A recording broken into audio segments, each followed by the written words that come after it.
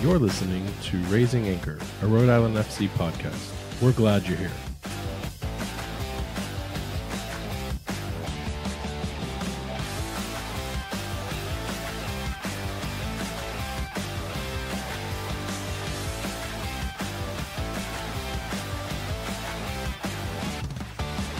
Hello, and welcome to Raising Anchor, your podcast and source for all things Rhode Island FC. I'm your host, Matt Entrican, and I am running solo today as we have a very special episode for listeners. Recently, I had the honor of sitting down to interview Rhode Island FC President Brett Luy, where he shared insight on both the club and the league as RIFC prepares for its 2024 start.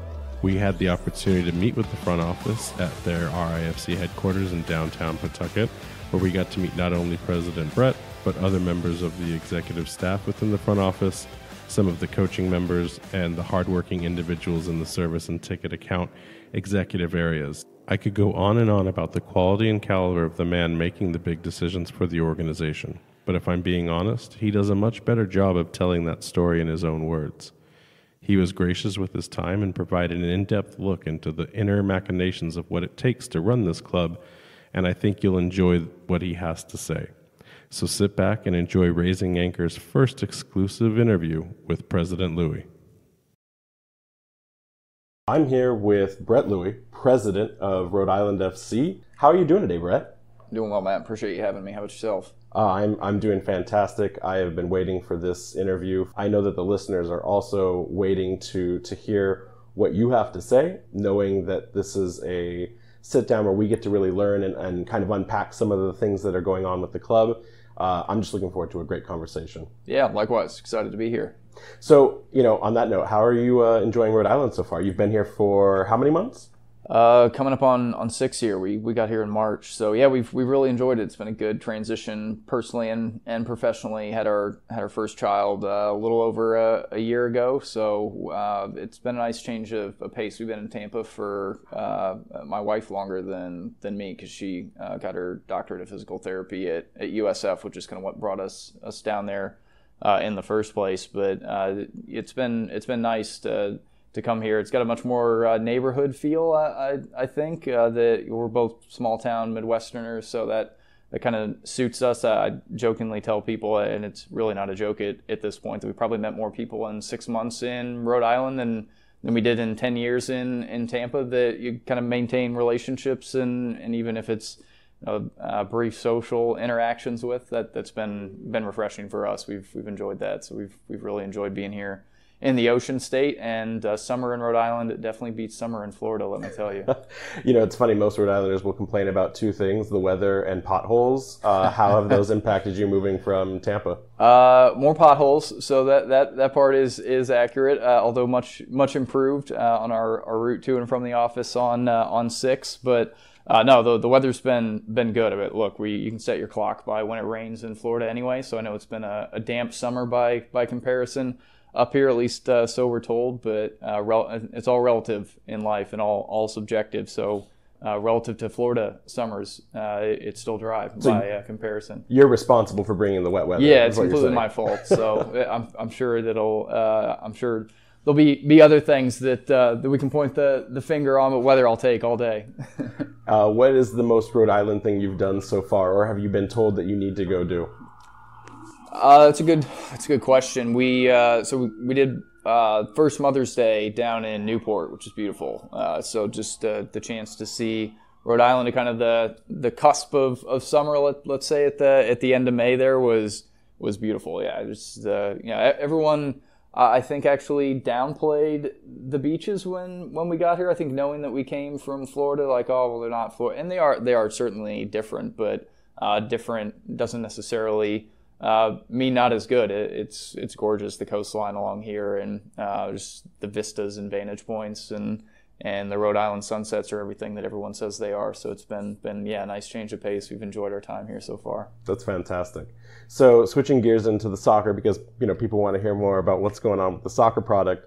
I did some exhaustive research on you getting prepared for this, and it seems like soccer has just been a part of your DNA since you were a kid. You played as a kid all the way up to your time at Wesleyan, where you were a defensive midfielder. First question I kind of want to be interested in learning more about is, did you ever have any intention of playing professionally after your collegiate time?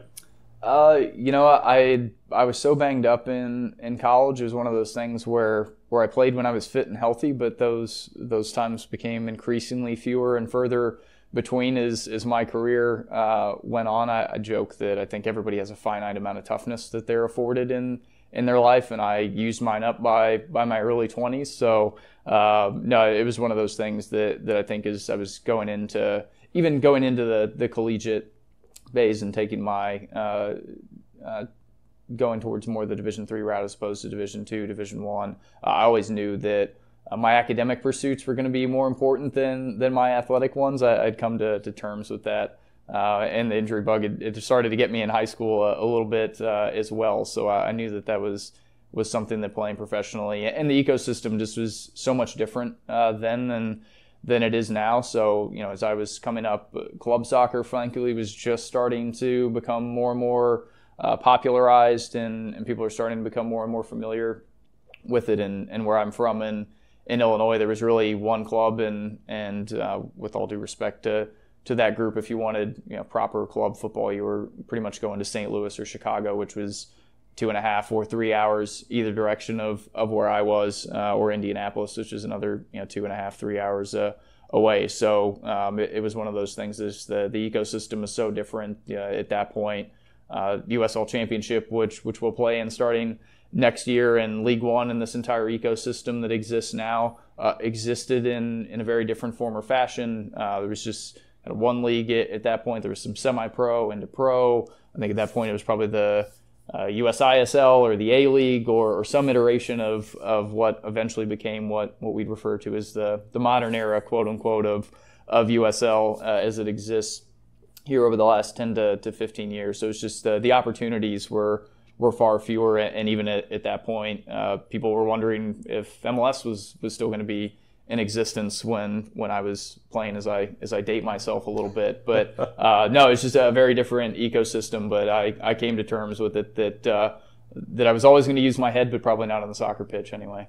It doesn't help when you're a defensive midfielder, right? It does not. That's also one of the most beat up roles you could have on a pitch. It does not. My role was essentially to win the ball back and give it to our Brazilian number 10 as quickly as humanly possible without messing up in between. So to the degree that I was able to do that, mission accomplished. Sounds like the strategy of a lot of MLS clubs today anyways, so spot on. So, from there, I know that you went and pursued a master's in sports management, but I think what's important to understand is, when did you first get exposed to the USL?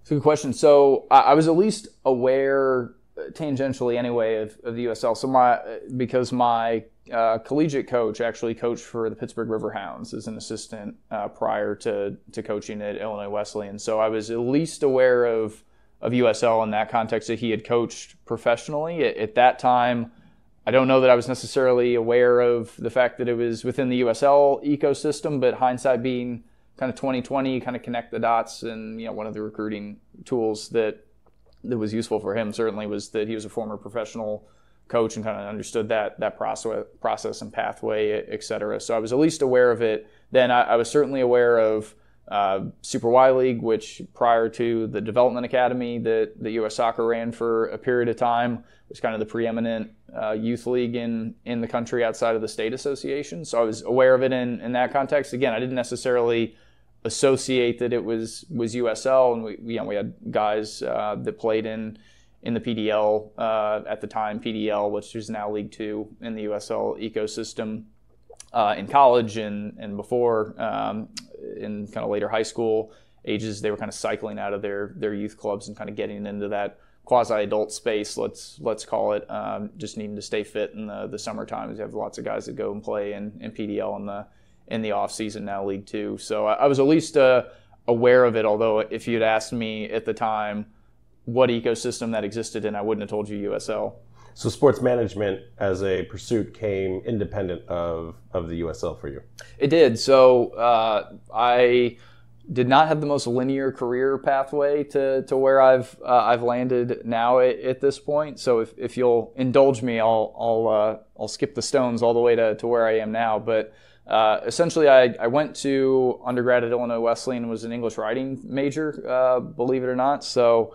And I originally did that with the intent of being a sports writer. I actually had a sports column in the Illinois Wesleyan student newspaper for a period of time. So if anyone wants to comb through the catacombs and who knows what I was talking about at that point or opining about in my sports column there, that was the original aspiration. As I kind of met some different folks. I always knew I wanted to be involved in sport in some form or fashion, so that's been unchanged. The actual facet of sport that I wanted to be involved in has kind of evolved over time. And then at that point, I knew a fair number of folks who were considering law school at the time.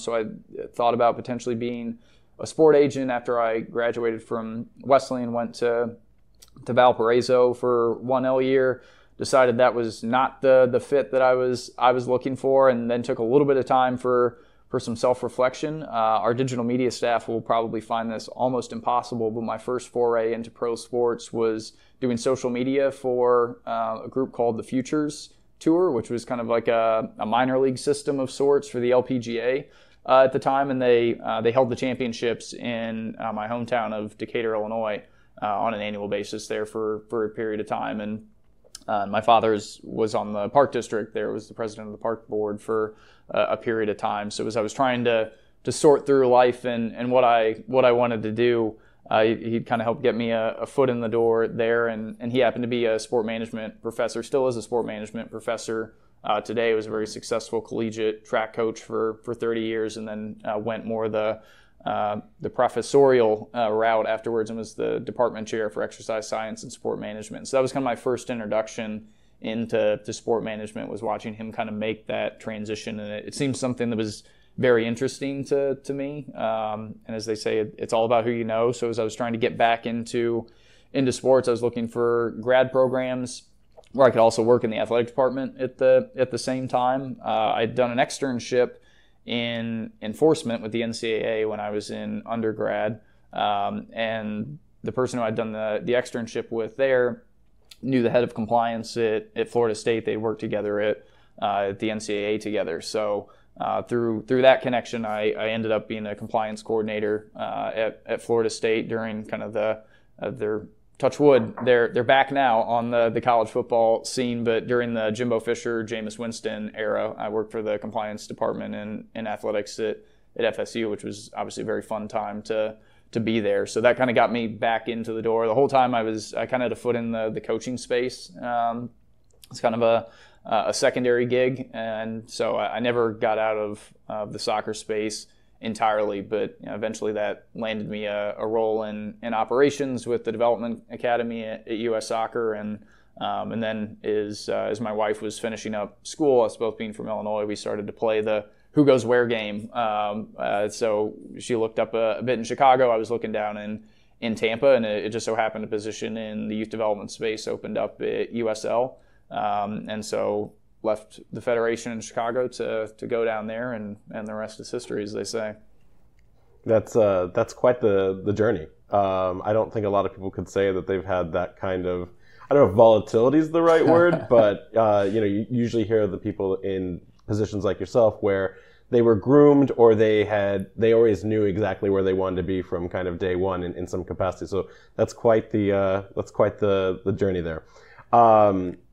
So in the sense of the USL, I think it's really important that we talk a little about that, because some listeners are already aware that you had a very prominent role to play in the league operations. I believe you were, was it second in command as an executive vice president of operations for the league? Kind of one of the questions that everyone's asking internally is like, wow, you were at that echelon. What was the decision to enter into a club-specific role when you were already, second from the top on the totem pole for the entire league?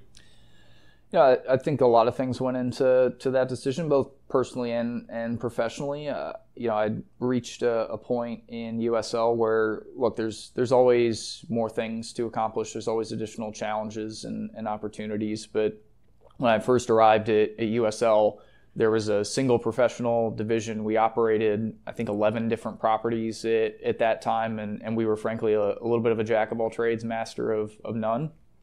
And there was a big focus as I kind of shifted from the youth development side to the professional side, and the league still had the direct league-to-league partnership with MLS, where they started to put in the MLS2 teams. And literally overnight, we went from 12 professional teams to 24. And so they were just kind of looking around for people that had operations experience and background, and I was fortunate enough to at least know enough to be dangerous and be given an opportunity there to kind of grow as the ecosystem kind of grew. I kind of grew along with it and gained additional responsibilities in different roles and departments over the course of time. But it was one of those things where watching it grow from a single professional entity at the time, which was USL Pro, which then became USL, which then moved from Division 3 to Division 2, then became the championship as League One formed back in Division 3, with the championship occupying the Division 2 space, and kind of the ongoing volatility in kind of the second and third division space, with NASL still existing at the time, and again the relationship between USL and MLS being kind of this ever-evolving entity where there was a sense of stability that started to arrive after all that volatility, to coin your term previously, or to use your term previously, that just started to feel more stabilized. And I wouldn't describe it as necessarily comfortable per se, but things started to become a little Groundhog Day, for lack of a better term. Again, there's always more things to accomplish. There's always these incremental improvements, but watching it grow from 12 teams to 36 that exist in the ecosystem now, there'll be even more when we join, obviously, going into next year, to kind of see that stabilize out. It just kind of felt like the right time to kind of pivot to a different direction. And I got a taste when I was at Florida State for having a dog in the hunt, so to speak. I miss that a little bit. At the league office, you're constantly Switzerland. You're making decisions that impact such a vast ecosystem. By the time I left, I oversaw operations from everything all the way down to Super Y, all the way up to the championship. So to get to oversee that vast of an ecosystem and try to consistently make decisions that are the best holistic decision, knowing that you're never going to make everyone happy in the process, to kind of get some intentional tunnel vision, for lack of a better term, here on the club side, plus being kind of able to advocate for a specific group as opposed to trying to make these universal and holistic decisions, was something that really appealed to me, and the timing just felt right. Like I said, within the ecosystem, I could see the growth and trajectory, and frankly, just the different elements of this project made it specifically very appealing to me for a variety of different reasons. But I had a huge belief, even from back in 18-19, when there started to be rumblings that the professional soccer was going to come here to Rhode Island. I was interested in it all the way back then because I felt like it had very similar ingredients to other locations that franchises had a lot of success. You look at the Louisville Cities, the New Mexico Uniteds, the San Antonio FCs, Brett's involvement in Phoenix Rising out in Phoenix. This looked and felt very similar. Had a lot of key foundational elements that I felt, either from a community perspective, the opportunity to really kind of control a marketplace in terms of the eyes and attention of people in the pro sports space, and obviously the stadium opportunity coming in the future is just something that felt too good to pass up, and that I've been interested in for a long time. So I feel pretty honored that Brett and the rest of the group would let me take up the helm here and help lead the organization in whatever way I can. No, we're super excited. We've commented multiple times that to have someone with your knowledge and the fact that you really already understand the inner workings and machinations of how the league operates, that positions us only to be in one of the most successful places we could possibly be as a brand new club. So I'm almost curious, was there any other suitor out there that would have been if Rhode Island FC wasn't on the table, was there another club that you were eyeing? Like, who's someone that maybe organizationally just does it really well? You mentioned Louisville. Is that the pinnacle or premier club within the USL that we would want to emulate? I mean, look, I think you can. I'll use my coaching days as an example. Everyone always used to joke that the best coaches are often the best Steves. So you try to take a little bit away from everyone of what you think specifically they do well, and nobody's perfect at the end of the day. And yeah, I was approached with a variety of opportunities at this level, at the MLS level, that were interesting. But I think the opportunity that existed here to be part of an expansion franchise and really help put my stamp on an organization, along with the great leadership that we have here, both at the executive level and at our ownership level.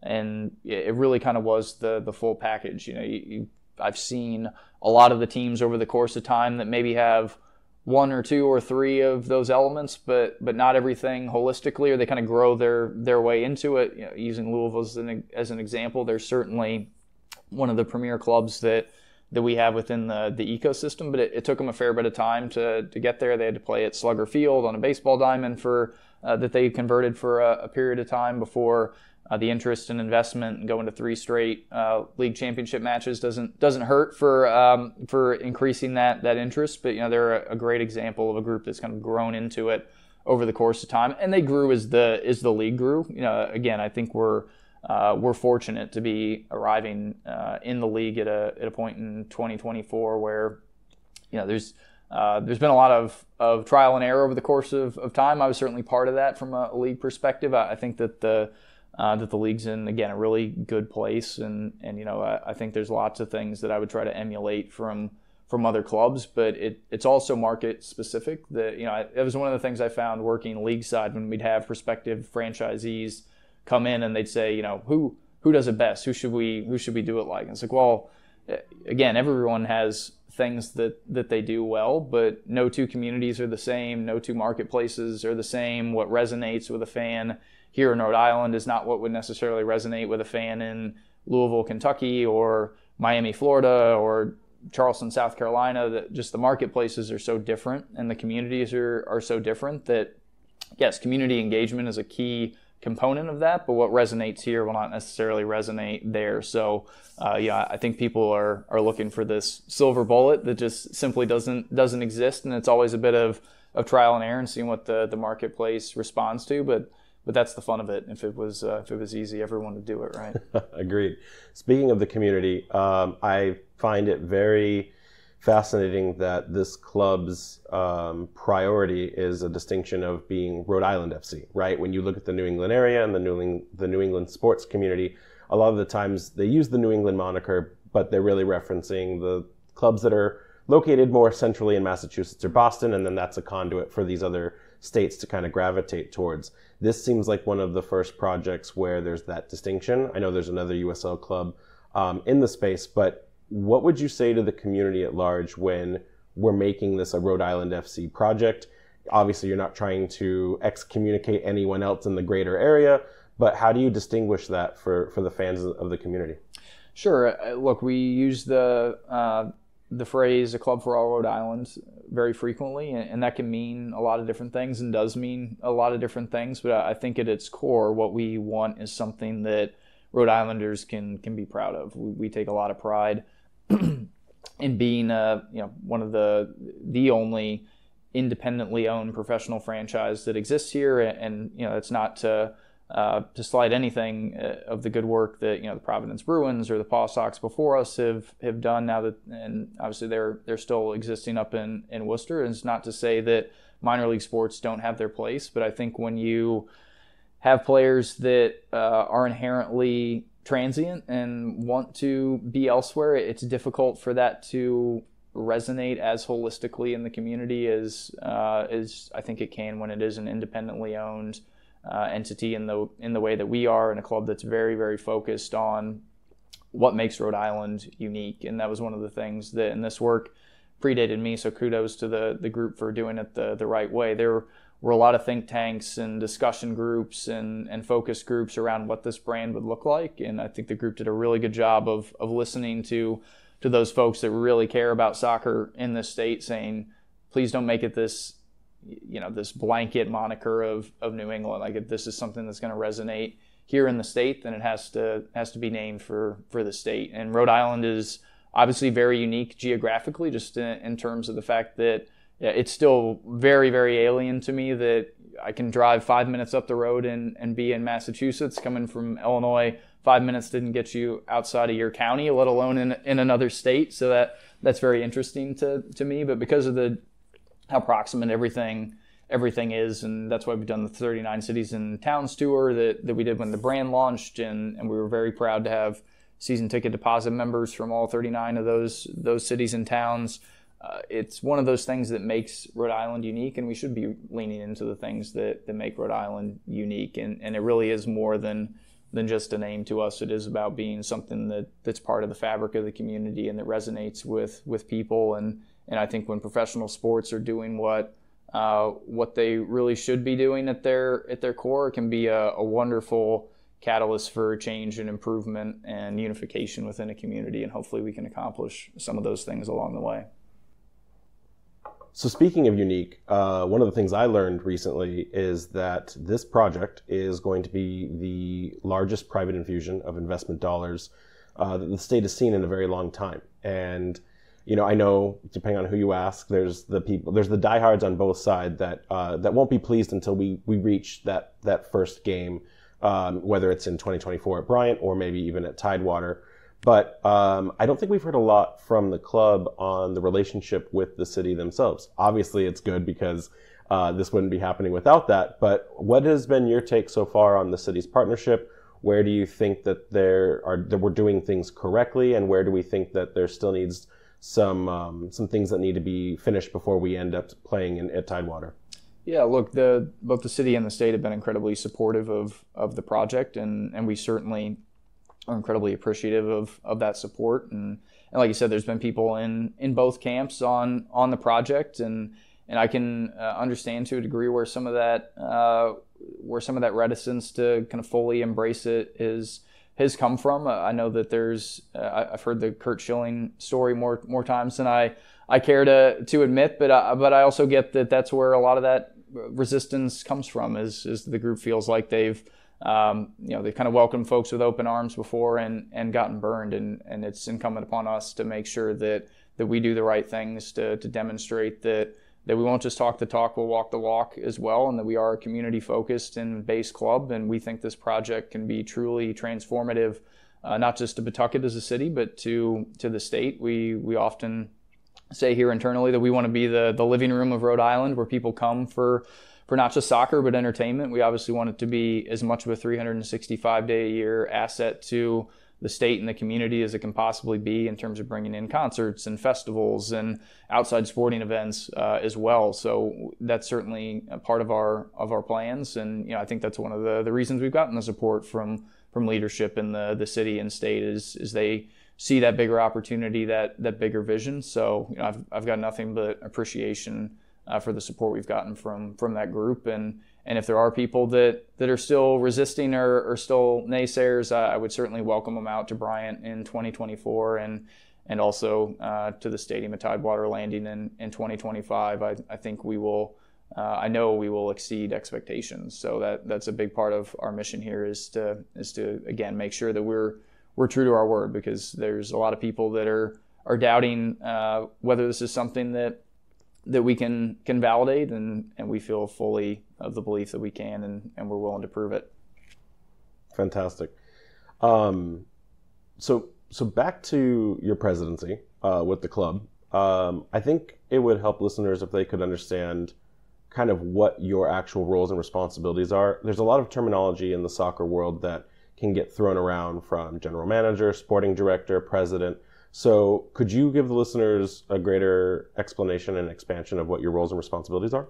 Sure. First and foremost, it's on the health of the club from a business and financial perspective, and making sure also that we're an expansion franchise. So I run into people all the time who see the brand and like the brand, but don't necessarily know what it is. So part of it is preaching the gospel of Rhode Island FC, so to speak, as often as we can. in the community, and our grassroots and marketing team does a great job of being out there on a regular basis doing exactly that. But it's trying to engage one of the most important parts I think about my role is engaging other community leaders and seeing where we can, again, be a benefit to the community, whether it's our platform on the partnership side that maybe is something that's interesting to somebody from a corporate perspective, or if it's somebody that's long dreamed of getting to attend professional soccer matches, but maybe either the revs are too far away or the price point's a little too steep on a regular basis. We want to be as accommodating as we can to as many different constituencies as we can, and kind of keeping our core focus on exactly that and what our missions and values are is certainly a big part of the role. And I was very fortunate to get to build a team here from the ground up. So we have a number of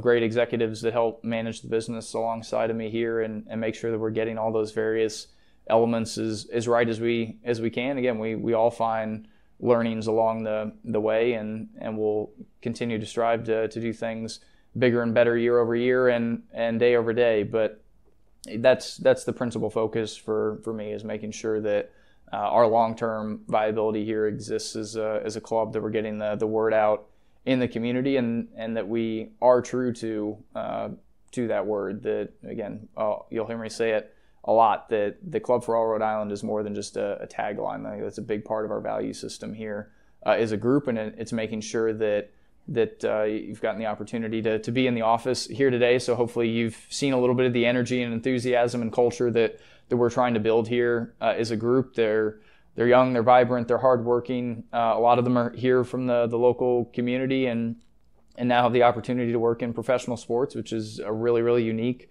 opportunity. Whether they're in it for the long haul or it's a stop along their journey, we want to make sure that we're developing good professionals that are good stewards out in the community. So that's a big part of my day-to-day, is just trying to manage the growth and development and trying to make sure that we keep the ship on course. And there's other elements to it as well. Upward management with ownership and the board and the group, and obviously my background in USL I think is helpful in that respect. We certainly have members of ownership like Brett who have been in the USL ecosystem just as long as I have. Our time kind of coincided when he arrived in Phoenix and when I kind of shifted to the pro side in USL. But we've got a number of folks from the group that this is either their first foray into pro sports, or if it isn't, it's their first foray into USL. So just making sure that everybody kind of has a firm grasp and understanding on the ecosystem is really helpful. And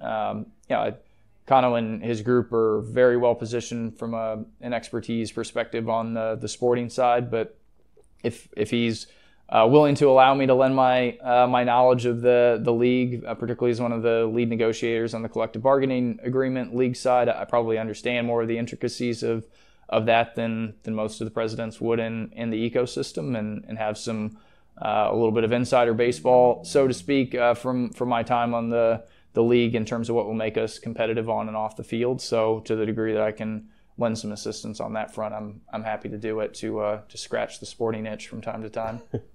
So is it fair to say that you've given Coach some autonomy or a long leash to make those player acquisition and scouting decisions, as long as it makes sense with the financial budgets that we've set forward for the club? Yeah, 100%. I'm not going to tell Kano anything that he doesn't already know about soccer. He's probably forgotten more than I know at this point. So his expertise are critical to our growth from a sporting perspective. Frankly, he was the first name that I threw out to the group when I was hired and we were considering head coaching and GM candidates. One of the things that was critical for us as a group when we were evaluating who the right fit was somebody that understood the USL ecosystem.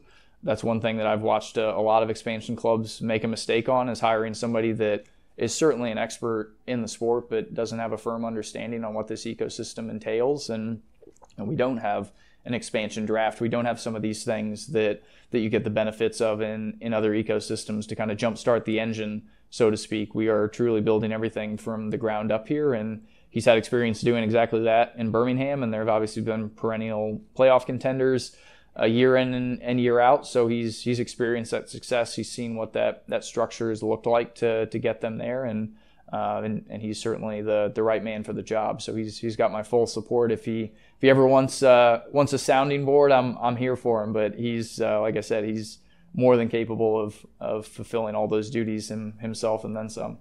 So it's interesting. I was actually just reading that Birmingham is attributing some of their performance gap right now to the loss of Kano.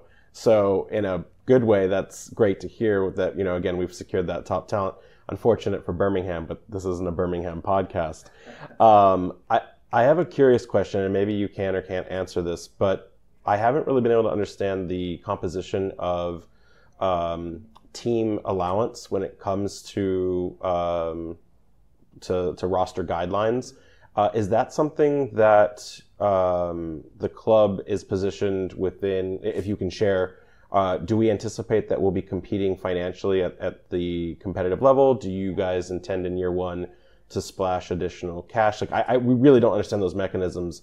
How do you perceive that will work from a financial strategy? Sure. So, and I'm happy to share. I literally wrote the roster rules for USL, so you're talking to the right person. But again, it's a very different ecosystem than I think most people would maybe understand in a domestic context, because they're probably most familiar with MLS constructs. So we don't have TAM and GAM and all these other intricacies around transfer allocations and general allocation money and some of those things that people can chop and change and trade around for players or for other monetary assets. So all those constructs don't exist. We are a much more traditional soccer model. I think the international fans of the game would our structure would probably resonates much more with them than it does, say, in an MLS level, because we are independent, whereas all MLS players are employees of the league because they're a single entity structure.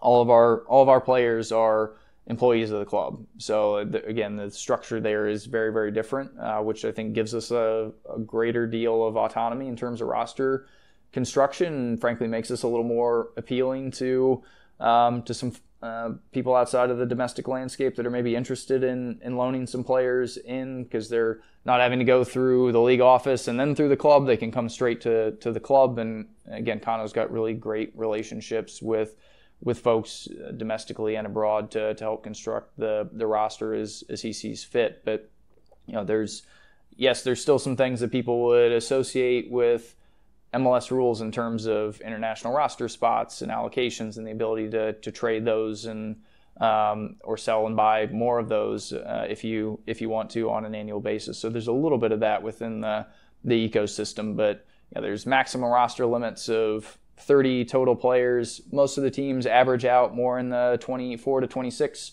range. There's academy contracts and academy players that you get an additional 5 slots for. They count towards your international limit, but don't count towards your total roster max. So you get kind of 5 freebies, so to speak, for folks on academy contracts if that's something clubs opt to pursue.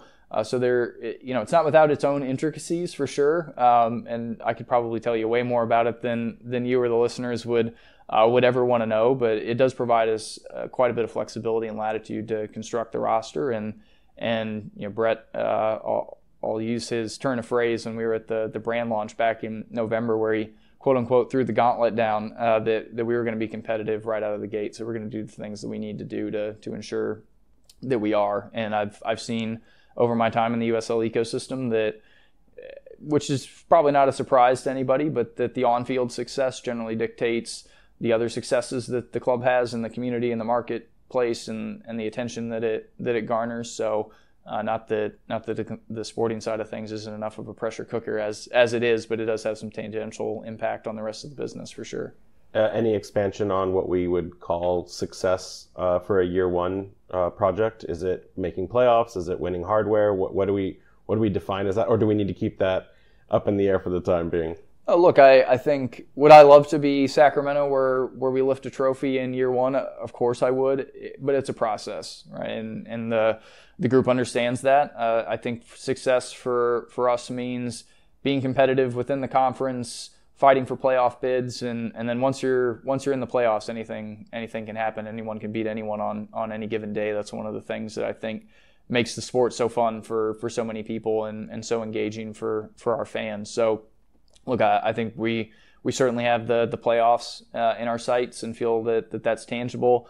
Obviously, the league gets more and more competitive year over year. For those that have paid attention to the USL ecosystem this year, there's not a lot of easy outs. There's no easy games, and everybody is fighting and clawing week in and week out. I think at this point there's only 2 teams out of the 24 that are playing right now that are mathematically eliminated from the playoffs, and we only have a month left in the season to go. So it's something that it is a gauntlet for sure, and it's a grind. It's tough.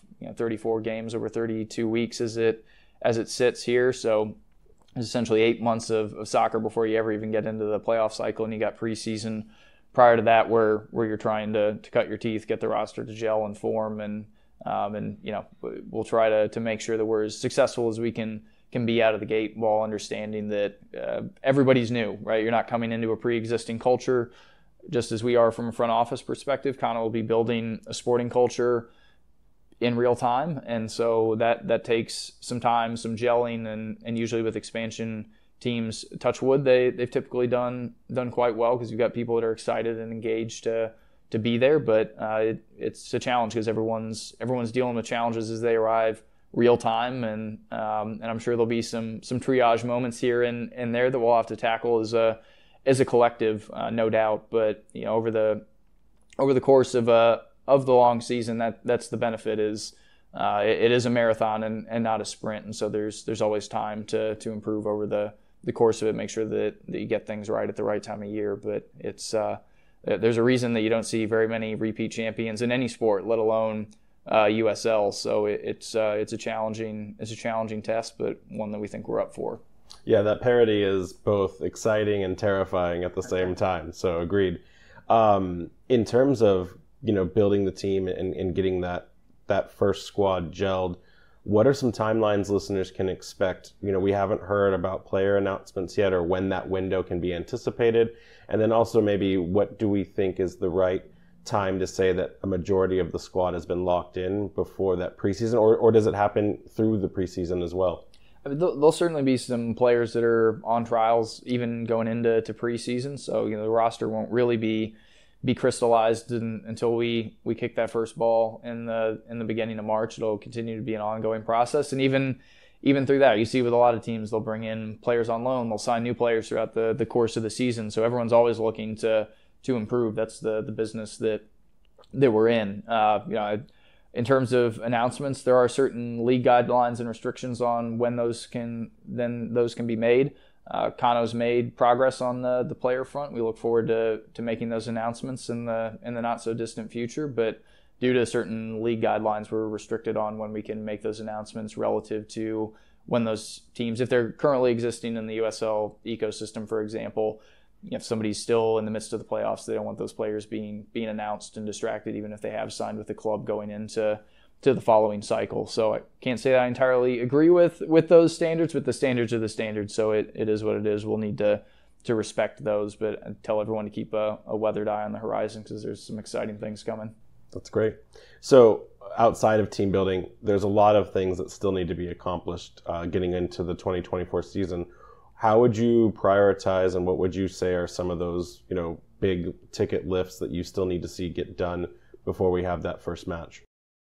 Sure. Well, you said part of it, which is the ticketing side, right? So we've gone through the initial conversion process with those that had deposits. So the group's working hard out there as we speak to continue to bolster the season ticket numbers for the bunch. We've been very excited about the response to this point, and continue to be appreciative of all the support we've gotten from the marketplace and continue to get. So the group will continue the sales push there, because we want it to be as rockets of an environment as it can possibly be at Bryant this upcoming year, Tidewater in the future, etc. So that's going to be a big part of making sure that the front office side is supporting Kano and the group on the sporting side, is making sure that there's a rowdy bunch of Rhode Islanders that are there to support the side. So we look forward to those days coming on crisp Saturday nights in the spring, moving into those beautiful nights in the summer and fall. So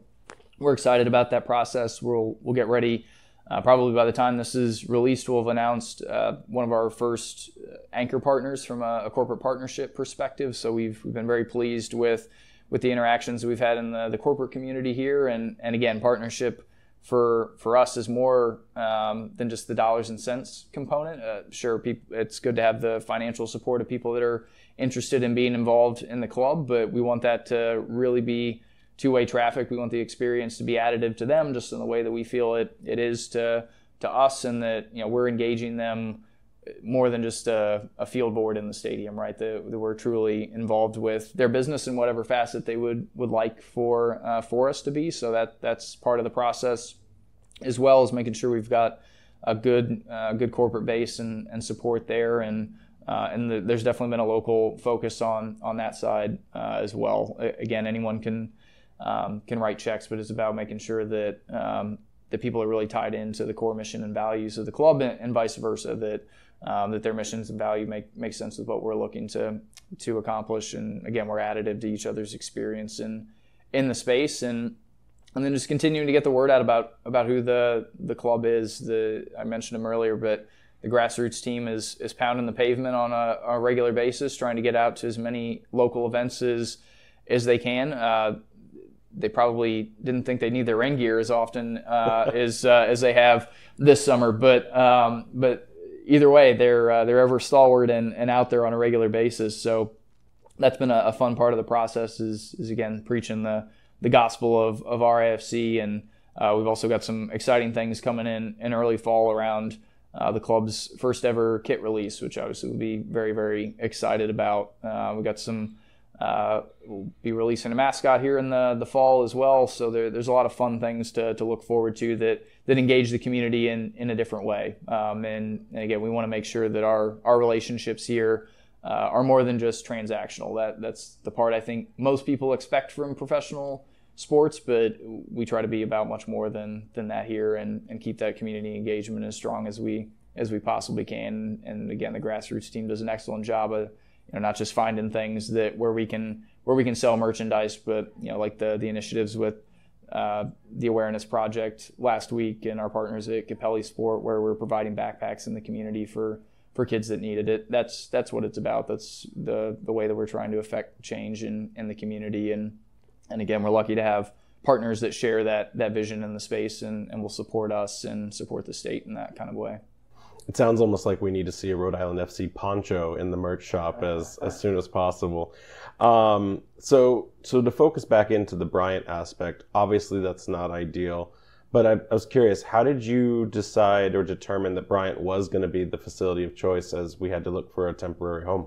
Sure. We addressed it a little bit on the initial press release, but a lot of it, frankly, has to do with league and federation standards, and we have to make sure that we're meeting those to be compliant with the needs of a professional franchise at the Division II level per U.S. Soccer. So that drove a lot of it, which is making sure we have a minimum of 5,000 fixed seats, and we're obviously going to have to augment Bryant to get it up to that level in the first place. And it was really a lot about the footprint that existed. We left no stone unturned in terms of the prospective opportunities to play at a variety of different places, and people were certainly public about their recruitment of us at times, and it's good to be wanted, right? So we appreciated the enthusiasm to potentially host us, but between timing of what we'd need to do to upgrade facilities and the number of seats and some of those things just associated with the league and pro league standards, Bryant became increasingly clear that it was going to be the option,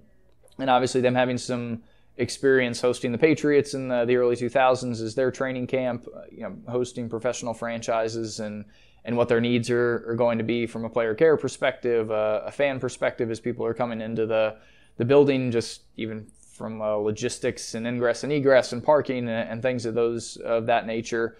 It's important to have a partner that can be supportive and kind of understanding of what that process looks like, and we're thrilled to be at Bryant for 2024, and they've been really good partners to this point. So we look forward to continuing that partnership and really putting on a first-class match day experience come 2024.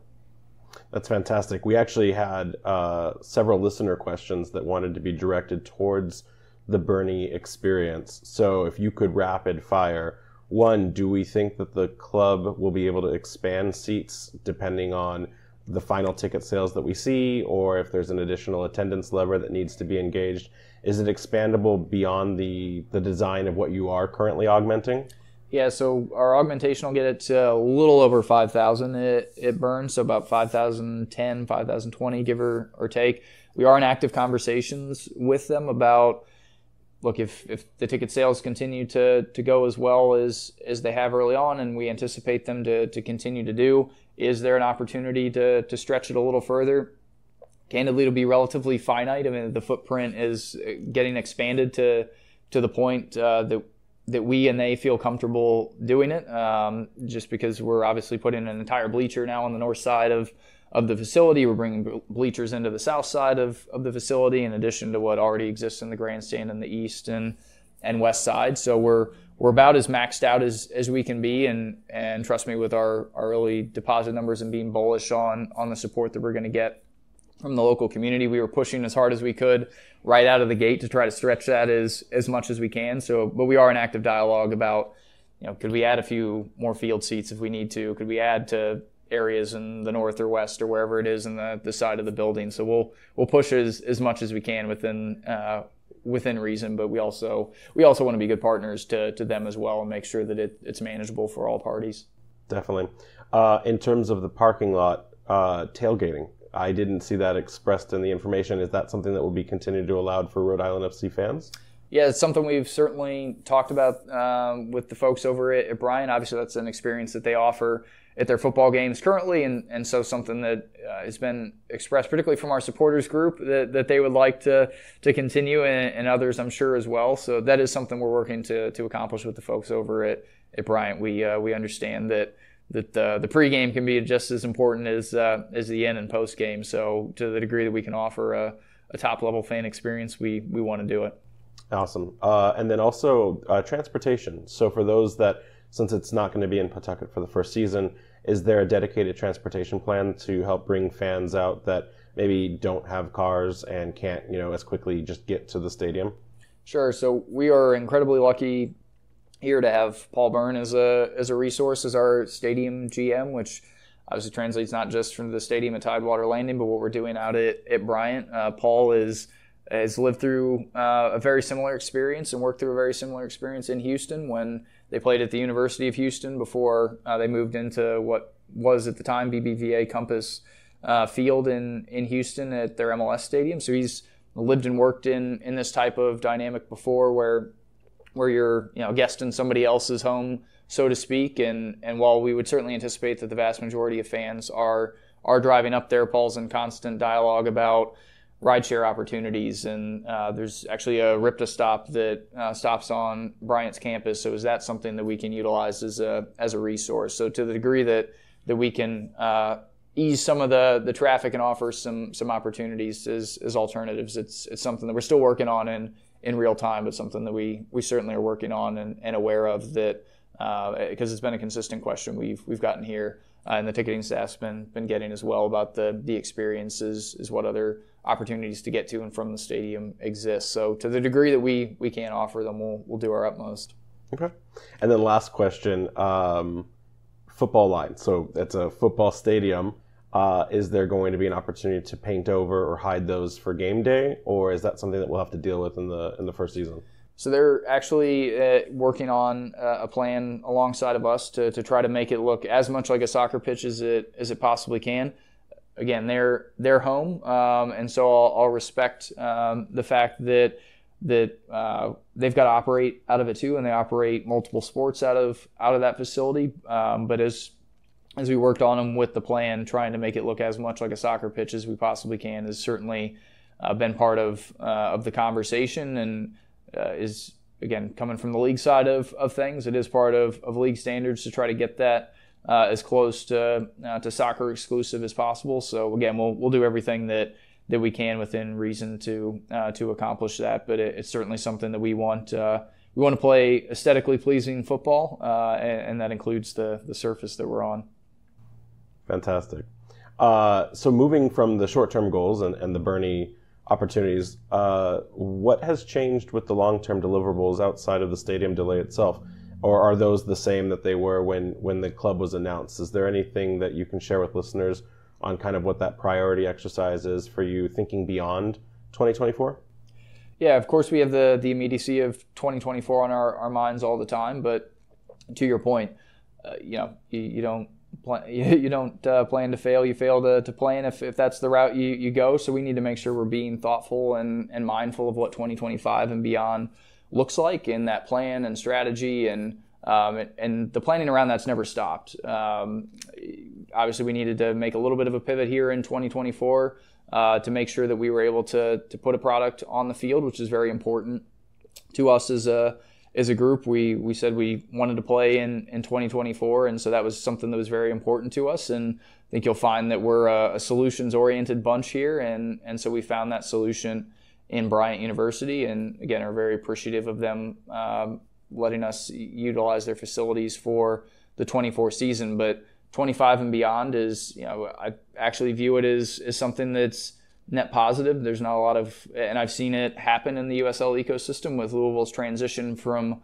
Slugger to Lynn Family Stadium, with Colorado Springs transition from the former Widener Field to the current Widener Field. That can really give a club kind of a second bite at the apple, so to speak, in terms of re-engaging the fan base in a new and different way.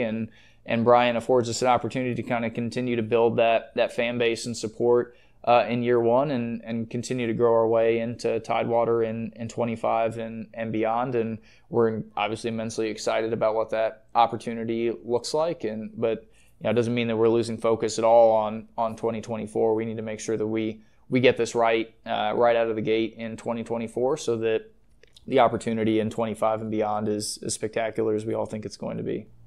Agreed.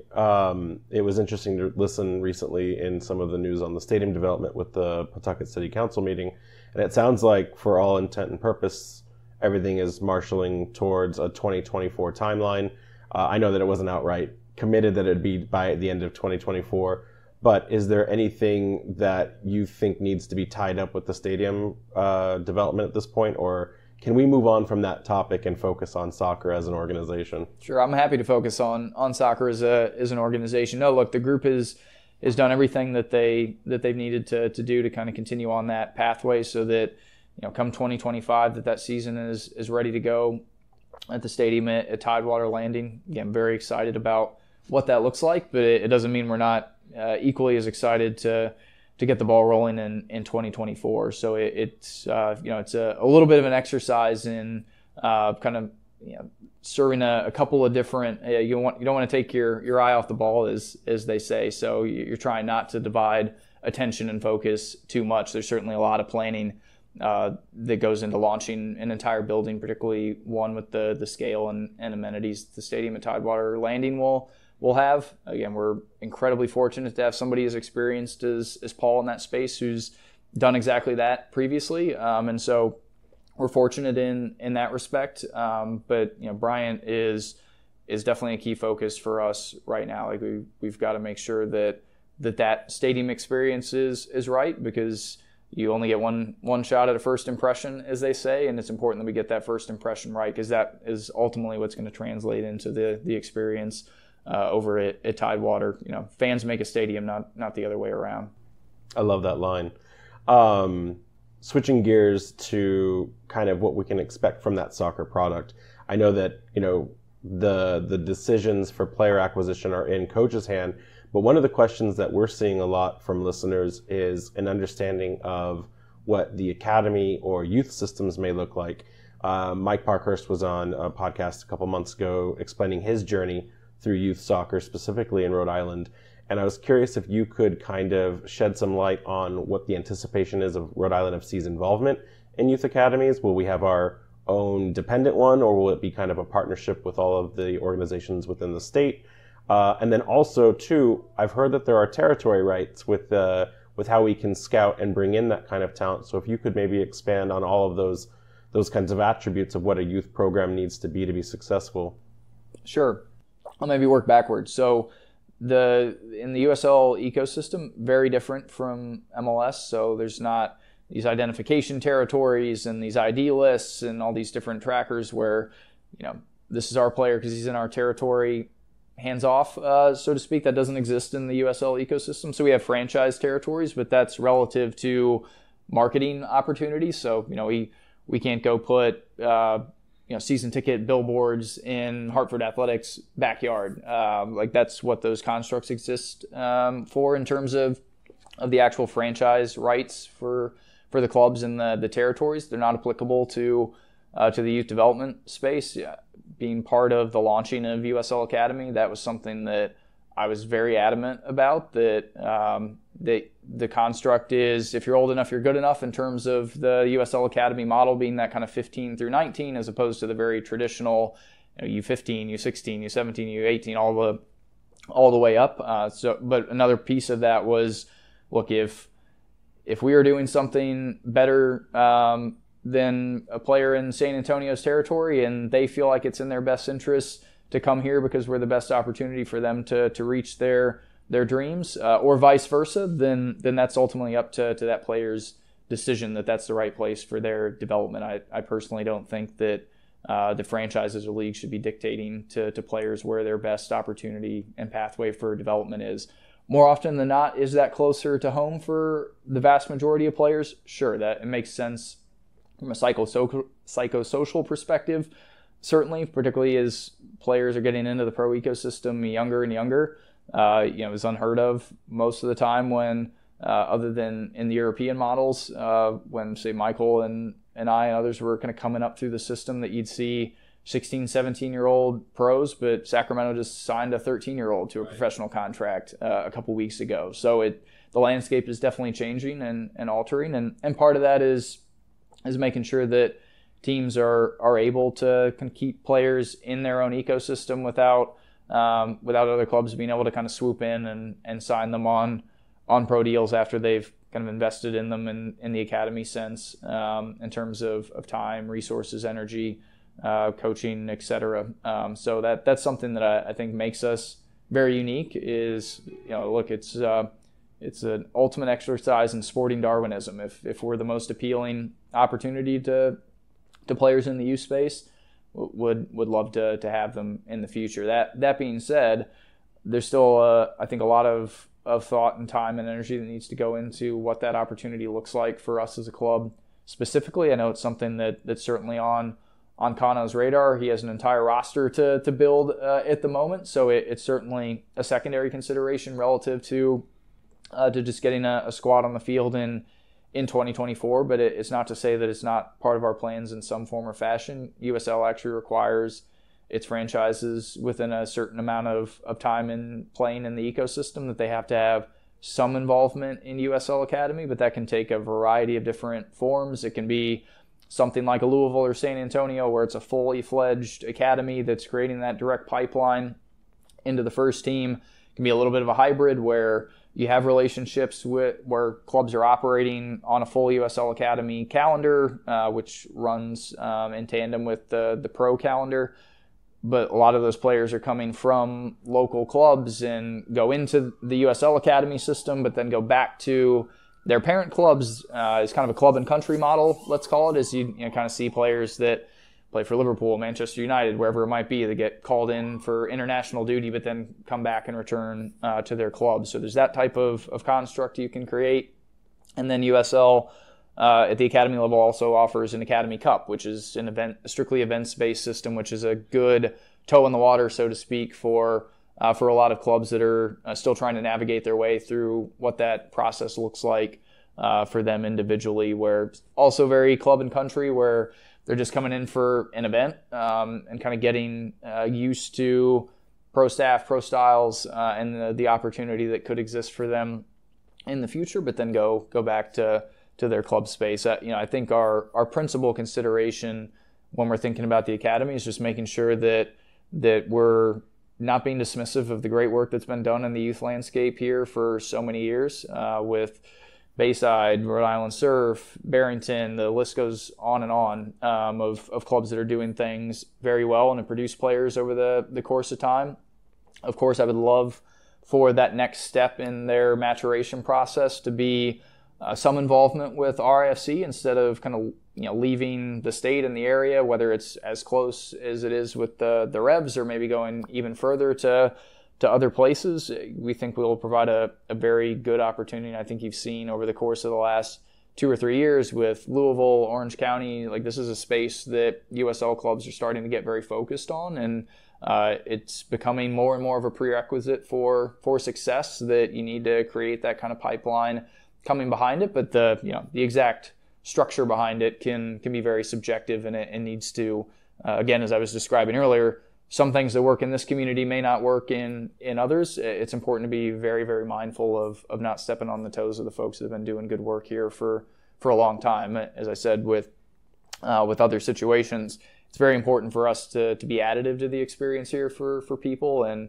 not be something that's a detractor or can be viewed in a negative context. We want to make sure that we're being good partners in the youth space, just like we are in others.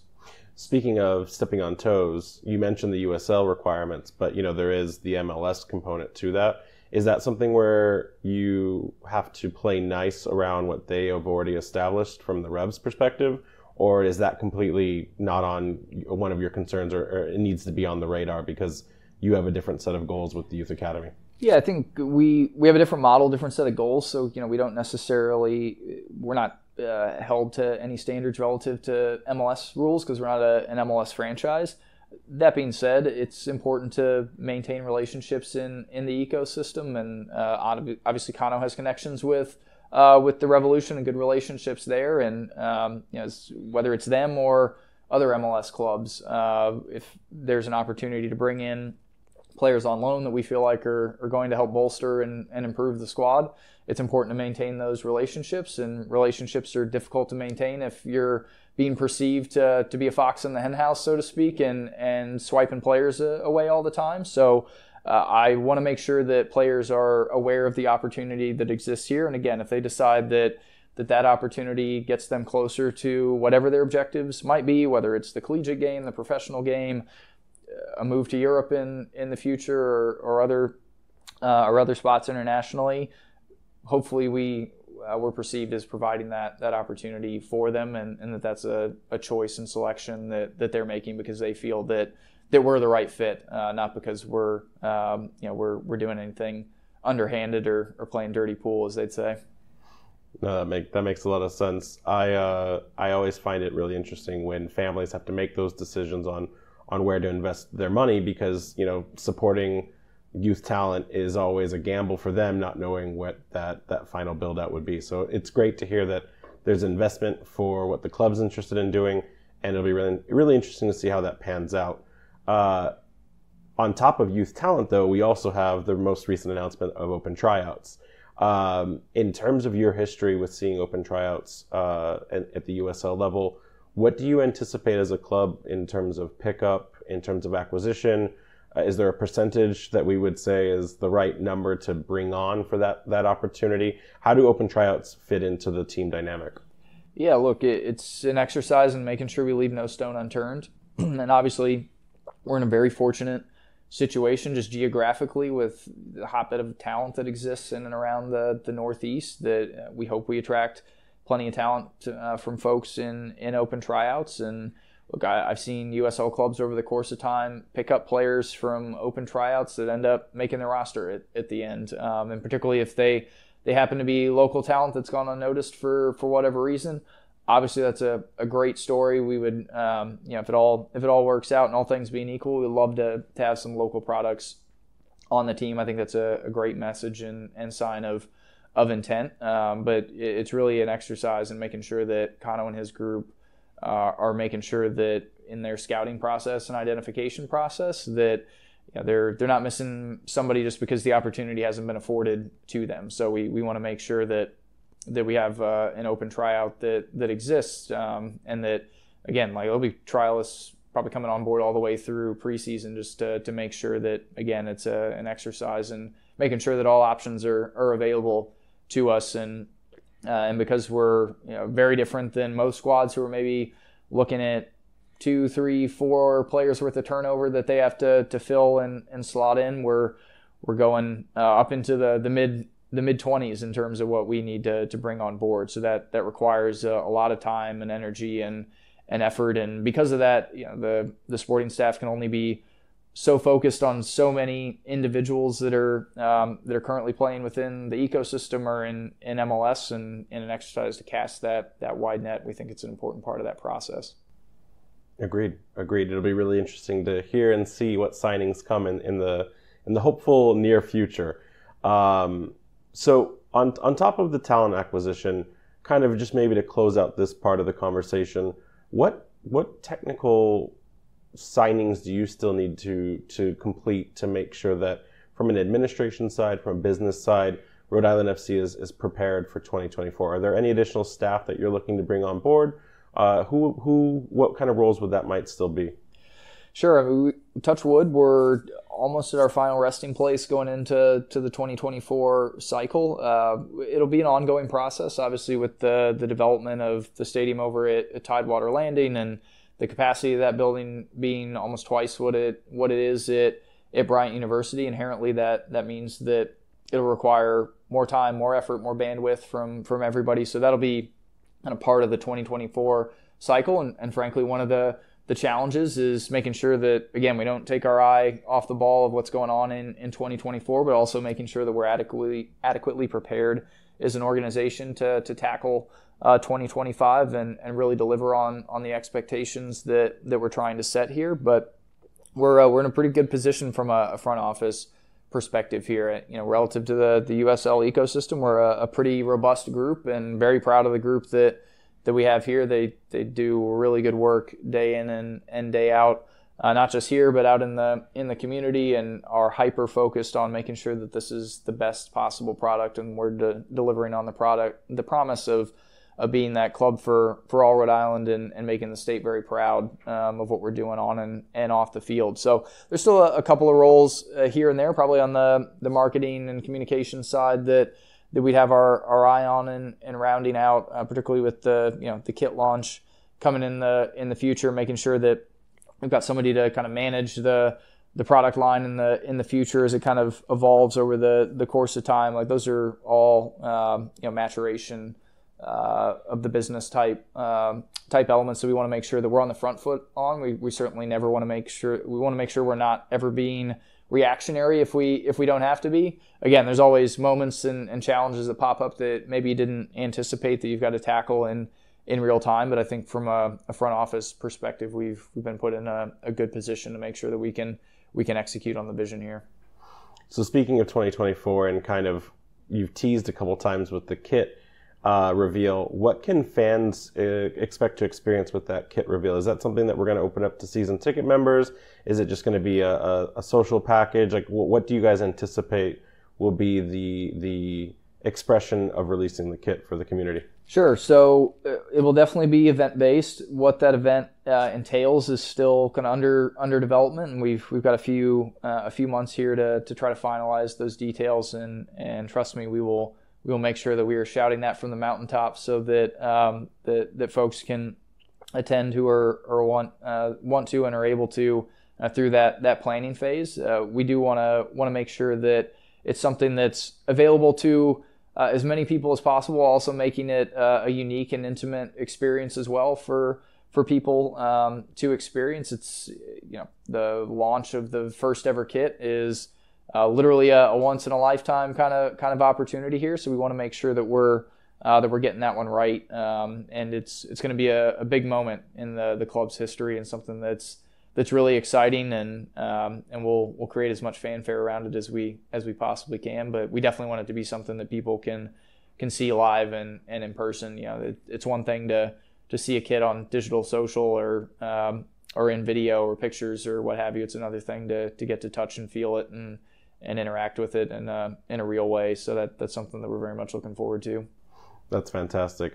We did some research on an earlier episode about Capelli Sport, and we'll be really curious to see what those final designs look like, because it seems like you have a lot of ability to influence what goes onto the kit, whereas maybe with some other partners, it's here's your template, here's your brand colors, choose what you want to do. So we're super excited. We can't wait to see it. Yeah, look, Capelli's been a fantastic partner. Can't speak well enough of them in the process, and you're spot on. As we were looking at who that partner was going to be for us in the on-field apparel space, one of the elements that was really important to us, and again, tapping into my USL experience that I've seen clubs have a ton of success with over the course of time, is making it something that resonates with the community. It's not, cookie cutter stock kits that happen to have our colors on it, and that's the only differentiator between us and 10 other clubs. Making sure that this is something that resonates with the fan base and is reflective of what we're trying to do with and accomplish with the brand was really important, and that's Capelli's bread and butter. So we feel very fortunate to have them on board, and they've been a fantastic partner for us in the early days in a variety of fronts. It's great to hear. In terms of other community experiences, I know in the season ticket deposit package, there were a couple of other things that were listed. Some of those are probably definitely going to come online with the launch of the sport itself. But are there other things that the club has planned to deliver ahead of Game 1 for season ticket members and fans? Yeah, look, there'll be elements around the stadium as it continues to progress where we want people to be able to look, feel, touch, experience, and really be part of that process and help them feel amount of involvement and ownership in what that process and experience looks like. And we've tried to, whether it's about food vendors or what people want to see in the next merchandise line, or we try to engage the community as often as we can, and making sure that we're not dictating to fans and supporters what they want. We've got an engaged fan base. Why not ask the questions? So that also kind of comes along with the process of when we're thinking about these events. One of the things the group here puts a lot of thought and time into is whether it's partnership announcements or different milestones at the stadium or initial player announcements, whatever it might be. Can we involve the fans, and can we do that in person, not just in digital social? That, again, having the experiential element, I think, really helps people gravitate towards things and really makes them feel a degree of buy-in that you just don't get from a distance. So to the degree that we can accomplish some of those things, it's forefront of our mind anytime we're trying to make any kind of noteworthy announcement or trying to tick a box, so to speak, in all the different processes we have going on. Can we get the fans involved is thought number one. Speaking of that, perfect segue. It's our assumption that because of the weather, Game 1 will probably not be at Bryant, just because there seems to be a desire to see sports that are in the New England corridor usually play their first few games in a more temperate climate. Obviously, I don't think that can be confirmed at this time. It's just an assumption. But if we do assume that Game 1 or 2 are played away, what is the club planning to do around away support for that? Watch parties? Is there an opportunity to coordinate fans to show up to that first game? What are you guys thinking about in terms of tackling that approach? Yeah, obviously a lot of it's up to the league scheduling process. The thing that I'm most glad to be removed from my league days, I used to do the schedules for all the pro leagues, and you want to talk about an exercise in making no one completely happy, that's the pinnacle of that sentiment. But so we'll see when first home game ends up being. But the short answer is yes, we're going to, like you'd see at a lot of USL clubs, have various pub partners where you can do watch parties, and obviously we've done watch parties in the community around men's and women's World Cup, and have seen a lot of success from doing that. And again, as often as we can be out with our fans and engaged with them, the better. And you'll probably find some rowdy front office members at that watch party too. That's great. In fact, we've had a chance to meet some of them at some of these other watch parties. So just knowing when it starts to matter for the club, that'll be fantastic. I think I would be remiss if I didn't ask for plans around Hartford. Obviously, that is the closest club in terms of geography. There's an anticipation